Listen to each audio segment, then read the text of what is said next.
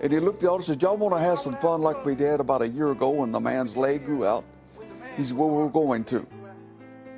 And he laid his hands on his shoulder. Brother Garcia looked down and said, Brother Tommy, I could look down into that hole in his shoulder and see the bone. He said he started praying for it, and he said all of a sudden the bone started growing out. In about 4 inches, the flesh started growing around it.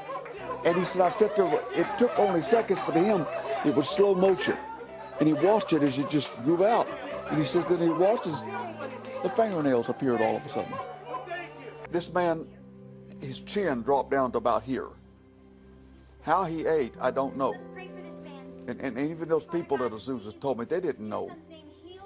But they started praying for him, and then you could hear bones popping, and his chin started coming back up.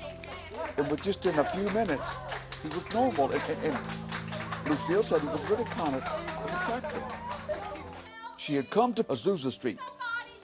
Sister Carney saw her come in with a bloody bandage over her ear.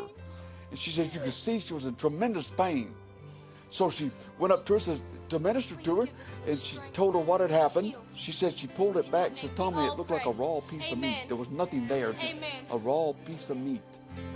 Well, she started praying for it, and the woman said, oh, I feel tingling, and the pain's all gone.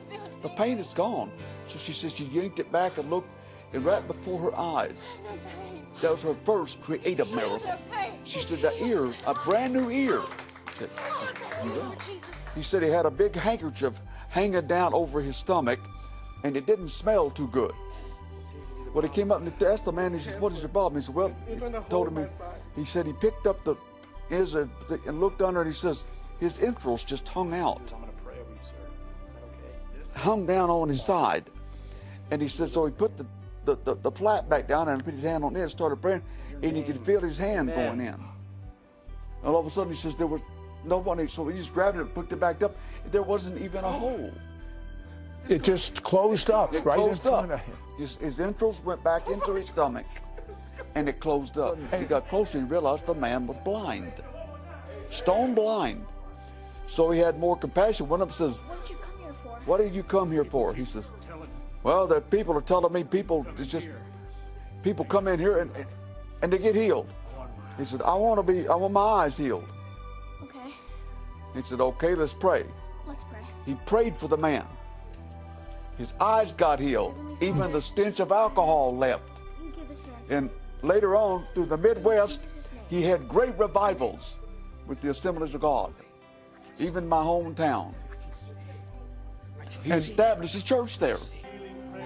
Had hurt his leg in a football game, and he had it in a cast. Well, when I was speaking, I had him come down and sit in a certain area. And I said, now you people up there, you pray. And I said, I mean you young people, as well as these older ones. You pray, and if God tells you to go, leads you to go pray for somebody, obey, go down and pray for them. Well, this little girl got up, and she looked about 10, but she was 13.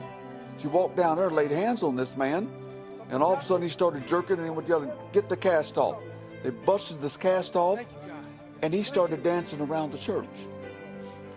It took me a while to get him to get that little girl over to me. Everybody was going crazy. And I said, sweetheart, how old are you? She said, 13. I said, did you know you can do this anywhere, anytime? She looked puzzled. She said, anywhere, anytime? I said, yes. Said she went to her school and she was what we call the towel girl. Right. You've seen these little girls handing to. Okay, the quarterback got injured bad. They had him up on the gurney. She walked up to him and says, I believe in divine healing. I believe if I pray for you, you will be supernaturally healed. Would you like for me to pray for you?